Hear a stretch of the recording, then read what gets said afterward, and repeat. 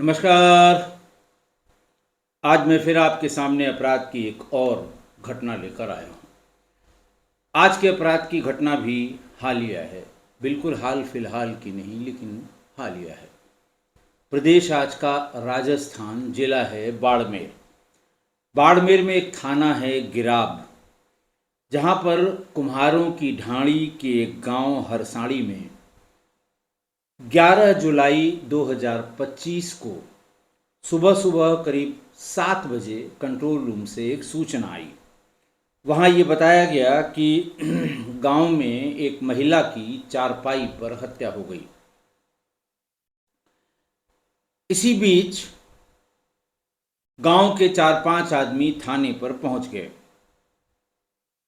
थाने पर पहुंचे रज्जब अली ने बताया कि मेरे भाई की पत्नी मेरे भाई मुइन की पत्नी रहमत की किसी ने रात में गला काट कर हत्या कर दी। ये भी बताया कि वो अपनी छोटी वाली बेटी, जिसकी उम्र करीब 8 साल है, उसके साथ सो रही थी। सुबह 6 बजे जब बेटी की नींद खुली तो उसने माँ की गर्दन को कटा हुआ और ढेर सारा खून देखकर डर के मारे बाहर निकली और चिल्लाई। पूरा गांव इकट्ठा हुआ। तभी किसी ने कंट्रोल रूम को सूचना दे दी और रज्जब अली ने कहा कि हम लोग भागकर थाने पर आ गए।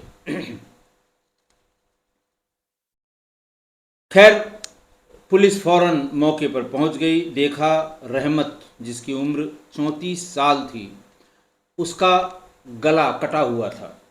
तेज धारदार हथियार से उसका गला काटा गया था। पुलिस ने तहकीकात शुरू की तो पता लगा वो और उसका पति मोइन खान, ये दोनों अपने 3 बच्चों के साथ उस रात घर में थे। पुलिस ने जब मोइन खान के बारे में पूछा तो वो न घर पर मिला न गांव में मिला। पुलिस ने फौरन अपनी 2-3 टीमें बनाकर और गाड़ियों के साथ रवाना किया कि मोइन खान जहां मिले उसे पकड़कर लाया जाए।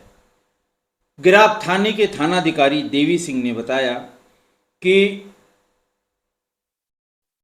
जोधपुर जाने वाली बस पर शिव गांव है, शिव के पास उसे पकड़ लिया गया।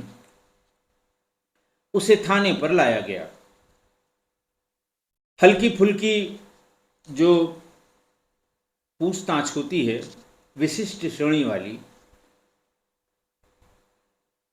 उसी में उसने पत्नी की हत्या करना कबूल कर लिया और ये बताया कि मैंने ही पत्नी की गला काट कर हत्या की है। पुलिस ने पूछा ऐसा क्यों किया। उसने कहा मैं बहुत दिन से देख रहा था ये किसी दूसरे व्यक्ति से, किसी गैर मर्द से बात करती थी। पूछने पर वो ये बता देती थी कि भाई थे, बहन थी, इस तरह की बातें बता देती थी। लेकिन मेरा शक बिल्कुल पक्का था कि वो किसी और मर्द से बात करती है। पुलिस ने पूछा शादी के, उसने कहा शादी के 14 साल हो गए हैं। मेरा बड़ा बेटा 13 साल का है, उसके बाद की 2 बेटियां हैं, छोटी बेटी 8 साल की है। पुलिस को भी थोड़ा ताज्जुब हुआ कि ऐसा क्या हो गया कि तुम्हें अपनी पत्नी पे शक हो गया और पत्नी भी तुम्हारी बड़े बड़े बच्चों की माँ है। गांव में और लोगों से जब पूछताछ हुई तो लोगों ने बताया कि इसे सिर्फ शक है, वो महिला इस तरह की नहीं है। गांव में हम लोगों ने कभी उसको किसी गैर मर्द से बातचीत करते हुए नहीं देखा। बहरहाल पुलिस ने शव का पंचायतनामा करा दिया। पंचायतनामा करने के बाद पोस्टमार्टम भेज दिया। पोस्टमार्टम रिपोर्ट भी वही आई जो एक्सपेक्टेड लाइंस पर थी। Cause of death due to anti-mortem injuries caused by sharp hard object। Police ने देवी सिंह से जब पूछा कि आखिरकार ये काहे से तुमने इसको मारा, तो उसने बताया कि वो 30 जून को वो गांव से माउंट आबू घूमने के लिए गया था, लेकिन उसके दिमाग में सिर्फ अपनी पत्नी की बदचलनी की बात घूम रही थी।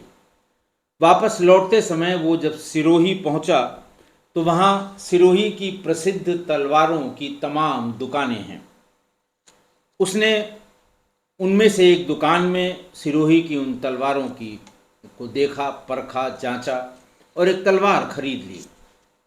पर्पज उसका यही था कि इस तलवार से पहले मैं अपनी पत्नी को डराऊंगा और उसको मैं उससे जानने की कोशिश करूंगा कि आखिरकार वो बात किससे करती है।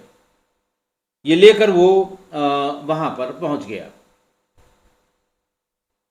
पुलिस ने आगे पूछा कि भाई तलवार ही तरीका नहीं था, तुम और तरीके से ये जानकारी कर सकते थे कि किससे बात कर रही है, किसी को बता देते, मोबाइल की कॉल डिटेल निकलवा लेते। तो उसने कहा साहब मैंने 3 महीने तक मैं नौकरी पर नहीं गया। 4 महीने पहले मैंने इसकी किसी से बात होते हुए सुनी थी। मुझे शक था कि ये कोई गैर मर्द है। पूछने पर उसने अपना एक रिश्तेदार बता दिया था। उसके बाद मैं नौकरी पर गया ही नहीं। 3 महीने तक साये के साथ इसके पीछे पीछे रहा। जब भी ये किसी को फ़ोन करती या किसी का फ़ोन रिसीव करती, मैं उस फ़ोन को सुनने की कोशिश करता था। 3 महीने बीत जाने के बाद भी मुझे ये पता नहीं लग सका कि ये किससे बात करती है, लेकिन मेरा शक बहुत पुख्ता था। उसने बताया कि 15 दिन पहले मेरे मकान का एक हिस्सा निर्माणाधीन है। मैं शाम के करीब 4 बजे वहां पहुंचा देखने के लिए कि क्या प्रोग्रेस है। मेरी पत्नी वहां रहती थी लेबरों से काम कराने के लिए, ताकि अच्छे से वो लोग काम करें या काम चोरी न करें। मेरी निगाह अचानक नीचे कच्ची मिट्टी पर गई, जहां पर मेरी पत्नी के पैरों के निशान के पास एक पुरुष के जूते के निशान थे। मुझे समझने में देर नहीं लगी कि बस यही होगा जो मेरी पत्नी से मिलने आया होगा। काम करने वाले मजदूरों से मैंने दाएं बाएं करके ये पूछा कौन कोई आया था, फला तो नहीं आया था, ठिकाना तो नहीं आया था। लोगों ने कहा कि नहीं साहब, लोगों क्या, मजदूरों ने कहा नहीं साहब यहाँ कोई नहीं आया था, सिर्फ मालकिन आई थी और दिन भर वो यही रहीं। कभी कभी वो ईंट या गारा उठाने में सहयोग भी करती थी, लेकिन वो यही देखती थी कि सब लोग काम कर रहे हैं कि नहीं कर रहे हैं। उनके अलावा यहाँ कोई व्यक्ति नहीं आया। मुलजिम ने यानी मोइन खान ने ये बताया कि उस जूते के निशान को देखकर मेरा शक एकदम पक्का हो गया कि जिससे ये बात करती है। जब उसने देखा कि मैं 3 महीने से घर पर ही हूँ, तो वो किसी बहाने उससे मिलने यहाँ तक आ पहुँचा। उस शाम उससे मैंने फिर पूछा कौन आया था। उसने साफ मना कर दिया, कोई नहीं था। फिर मैंने पूछा वही था जिससे तुम्हारी बात होती थी। उसने कहा तुम्हें शक है, शक और सिर्फ शक है तुम्हें, ऐसा कुछ नहीं था। उसी के बाद मैं 30 जून को गया वहाँ और वहाँ से तलवार खरीद कर ले आया। तलवार खरीद कर लाते समय मुझे ये पूरा यकीन था कि मैं तलवार दिखाऊंगा, उसके सीने पे तलवार की नोक रखूंगा, उसके गर्दन पे तलवार की धार रखूंगा, तो डर के मारे वो बता देगी। मैंने 2-1 बार तलवार दिखाकर उसे डराने की कोशिश भी की, लेकिन उसने कहा कि ऐसा कोई है ही नहीं है, तुम्हारे दिमाग में शक का कीड़ा है। फिर उसने बताया कि 2012 में बिल्डिंग पे काम करते समय एक बार मैं गिर पड़ा था।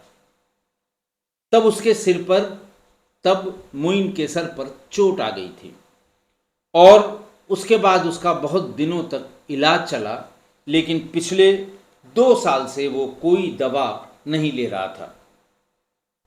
और पत्नी इसी बात को लेकर बार बार ये कहती थी कि तुम्हारे सर पे चोट लगी है, इसलिए तुमको शक है, तुमने दवा बंद कर दी, तुम डॉक्टर को फिर से दिखाओ। और फिर वो अपने काम में सामान्य रूप से जो काम करती है उस काम में लग जाती थी। फिर उसने बताया कि 10 जुलाई की रात शाम को खाना खाने के बाद मैंने उससे फिर वही बात दोहरानी शुरू कर दी। वो झल्ला गई कि दिन में 20 बार तुम ये पूछते हो, दिन में 20 बार मैं ये बताती हूँ।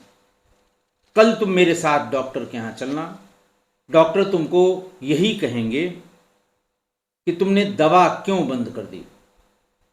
दवा बंद करने से फिर से तुम्हारा दिमाग इधर उधर बहकता रहता है। मोइन ने कहा कि मुझे लगा कि ये मुझे बेवकूफ़ बना रही है।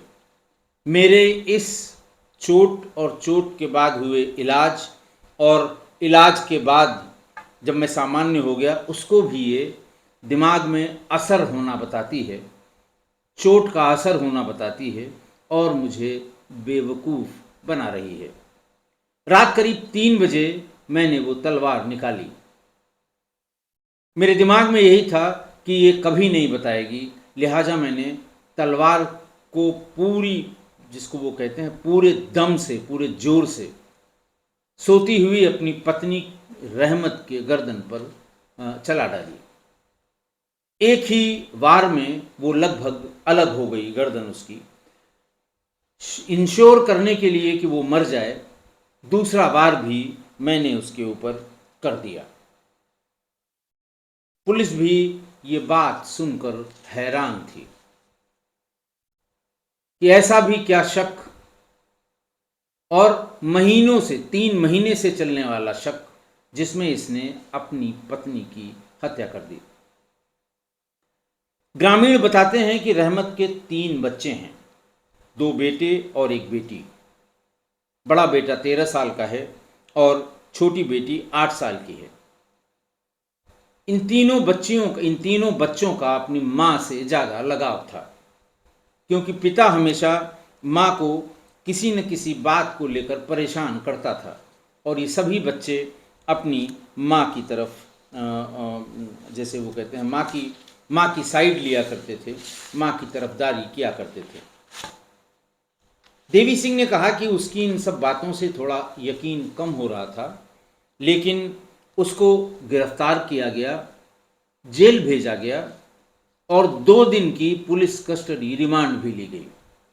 इस दरमियान पुलिस ने भी अपनी सभी शंकाओं का समाधान किया और पुलिस अधीक्षक जो बाड़मेर के थे, उन्होंने नरेंद्र सिंह मीना जी ने डिटेल में यही बताया कि ये हत्या सिर्फ और सिर्फ शक के बिना पर की गई थी। पुलिस की विवेचना, तमाम जांचें, एफएसएल की रिपोर्ट, इन सब के आधार पर उन्होंने कहा कि ये सिर्फ एक शक की वजह से पति ने अपनी पत्नी की हत्या कर दी। आज की घटना देखिए, आज एक पति ने अपनी पत्नी की हत्या सिर्फ इसलिए कर दी कि उसे शक था कि उसकी पत्नी किसी गैर मर्द से, किसी और से मोबाइल पर बात करती है। अपने शक को यकीन दिलाने के लिए वो 3 महीना तक नौकरी छोड़कर घर पर ही रहा। साय की तरह उसका पीछा करता रहा, सुनने की कोशिश करता रहा। एक दिन पत्नी को काम से बाहर भी भेज दिया। अपने एक दोस्त को पहले से ही बुला रखा था, क्योंकि उसे मोबाइल में से नंबर निकालना नहीं आता था। ये बातचीत करके पहले से ही अपने दोस्त को बुला रखा था, उसके साथ चाय पी रहा था। पत्नी को किसी बहाने से बाहर भेज दिया और उसका फ़ोन उसने ले लिया। कहा कि फ़ोन दे दो, हमारे जो दोस्त आए हैं इनको कहीं बात करनी है। पत्नी ने फौरन अपना फ़ोन भी उसे दे दिया। मोइन ने अपने दोस्त से कहा कि देखो इसमें नंबर निकालो, किस किस नाम से ये किससे किससे बात करती है। दोस्त ने सारे स्क्रॉल करके नंबर देखे तो उसने ये बताया कि ये ज़्यादातर नाम उसने पढ़ के बताए जो उसके रिश्तेदारों के थे। मोइन ने बताया कि हाँ ये फ़लाँ है, ये फ़लाँ है, ये फ़लाँ है, जिस नाम से नंबर फीड थे। और मोइन इनमें से जिनके जिनके नंबर फीड थे और दोस्त पढ़ के बता रहा था, इनमें से सबको वो जानता है, जानता था। उसने कुछ और नंबर भी पढ़कर बताए, जो नंबर जो किसी नाम से फीड नहीं थे। और उसने बताया कि इनमें से ज़्यादातर नंबर ऐसे लग रहे हैं जो एडवर्टीजमेंट वाले होते हैं, ज़मीन बेचने वालों के होते हैं, लोन देने वालों के होते हैं। उनके नंबर का भरोसा नहीं होता, कौन कह रहा है, कौन बात कर रहा है। ऐसा लगता है कि ये वही नंबर हैं। और तुम जो जिन नंबरों की बात कर रहे हो ज़्यादातर नंबर इसमें फीडेड हैं और उनसे बात भी हुई है। ये सब तुम्हारे और उसके रिश्तेदार हैं। लेकिन इसी बीच पत्नी आ गई। पत्नी के आते ही हड़बड़ा कर मुइन ने अपने दोस्त से वो मोबाइल लेकर अपनी पत्नी को दे दिया। पत्नी ने भी बिना किसी शंका के वो मोबाइल फ़ोन ले लिया। लेकिन इस बीच में मोइन के दिमाग में ये बात घर कर गई कि ये बहुत चालाक और सयानी है। जिन नंबरों से ये बात करती है उसको किसी नाम से फीड नहीं किया है। जिसको मेरा दोस्त ये कह रहा था कि वो लोन देने वाले नंबर होते हैं, एडवर्टीजमेंट वाले होते हैं, ज़मीनों के प्लॉट बेचने वालों के नंबर होते हैं। ये बिना नाम वाले जो नंबर हैं, बस यही वो नंबर हैं जिनसे अपने यार से ये बात करती है। अब आप देखिए, शक की लिमिट देखिए। शादी के 14 साल, बड़ा बेटा 13 साल का, सबसे छोटी बेटी 8 साल की, और फिर भी पत्नी पर शक करने लगा। शादी के इतने सालों बाद, 3 बड़े बड़े बच्चों के होने के बाद, पुलिस को यही बात खटक रही थी। पुलिस ने उससे पूछा कि भाई ये शक तुमको क्यों हुआ। उसने बताया कि 3-4 महीने पहले वो घर आया था तो वो किसी गैर से बात कर रही थी। पूछने पर बताया, ममेरा या फुफेरा भाई उसने बता दिया। लेकिन मुझे शंका हो गई क्योंकि भाई से कोई इस तरह बात नहीं करता, धीमी धीमी आवाज में और थोड़ा दूर जाकर छुप छुप के। मुझे लगा हो न हो ये कोई न कोई गैर मर्द है जिससे ये बात करती है। ये बात मेरे मन में घर कर गई। फिर मैं जब काम पर वापस लौटा, मेरे दिमाग में वही घूम रहा था।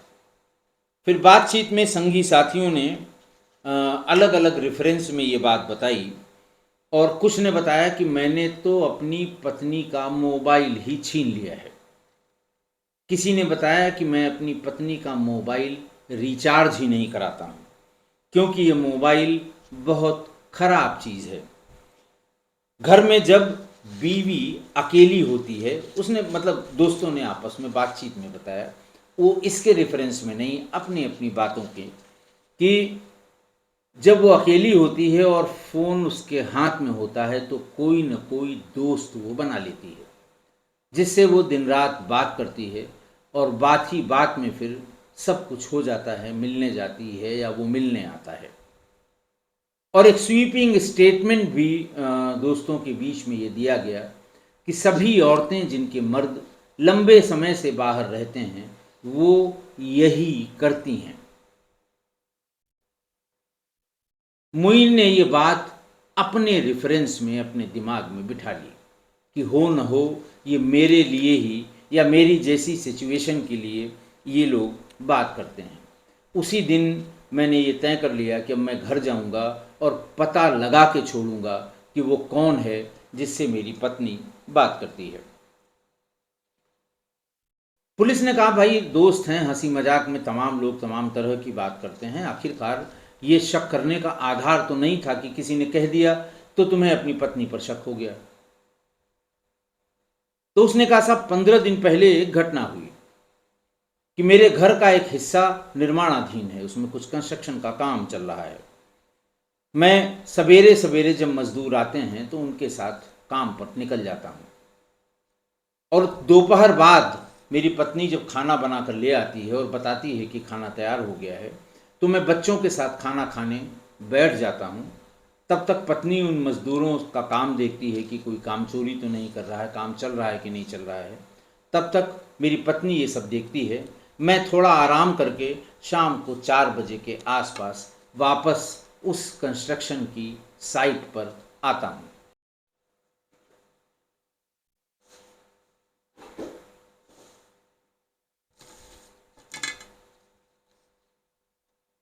और 15 दिन पहले जब मैं शाम को 4 बजे खाना खा के थोड़ा आराम करके आया, तो मैंने फर्श पर अपनी पत्नी के पैरों के निशान और साथ ही में एक जूते का निशान, एक जोड़ी जूते का निशान देखा।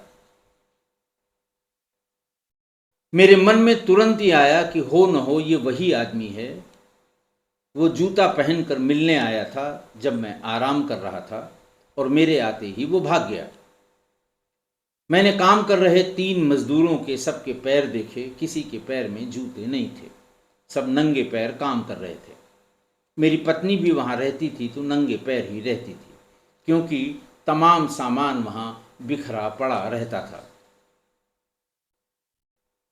बस मेरे दिमाग में एकदम ये बैठ गया कि हो न हो वही बात, वही आदमी आया होगा और उसी के जूतों के निशान यहाँ पर पड़े हुए हैं। उसी के बाद मैं चला गया था वहाँ और वहाँ से वो तलवार ले आया था माउंट आबू। उसकी ये बात सुनकर पुलिस को भी बड़ा अचरज हुआ, ऐसा कैसे हो सकता है। सच्चाई जानने के लिए पुलिस ने उसको 2 दिन की कस्टडी रिमांड में लिया। इस बीच में पुलिस ने पूरी सीडीआर की जांच कर डाली, एक एक नंबर वेरीफाई कर लिए पत्नी के सीडीआर की। उसकी किसी गैर मर्द से कोई बात कभी नहीं हुई, जिनसे बात हुई वो सभी उसके रिश्तेदार थे। एक एक करके बुला के उनसे बातचीत भी की गई, उनके भी नंबर देखे गए। तो जो सामान्य बिल्कुल सारी सीडीआर एकदम नॉर्मल थी। अब रही बात जूते के निशानों की। उस दिन जो 3 मजदूर काम कर रहे थे, पुलिस ने तीनों से बातचीत की। तभी एक मजदूर ने कहा कि साहब, उसको जूते के निशान दिखाई पड़े जो फोटोग्राफ में एफएसएल की टीम ने लिए थे। जब उसने बताया था कि साहब एक जूते का निशान, तो 7 तारीख को सवेरे जब हत्या की सूचना के बाद एफएसएल के निशान, एफएसएल की टीम गई थी, तो उसे फिर जूते के निशान वहां पर मिले थे।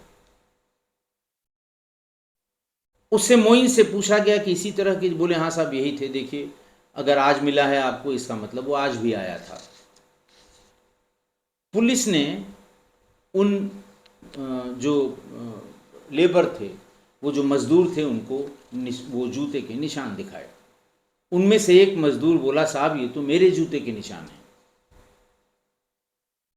उसने बताया कि साहब जब मैं सुबह सुबह 8 बजे काम करने आता हूं तो अपने जूते निकालकर, चूंकि अपेक्षाकृत नए जूते हैं, ये 3-4 महीने पहले के हैं, तो मैं जूतों को निकाल के निर्माणाधीन जो हिस्सा है उसके दीवार, उसके एक दीवार के ऊपर रख देता था, ताकि ऐसा न हो कि वहीं रखे रखे कोई चोरी कर ले जाए। पूरा दिन बिना जूतों के काम करता था। शाम को काम खत्म करने के बाद हाथ मुंह धोकर फिर जूते पहनकर ही घर को वापस जाता था।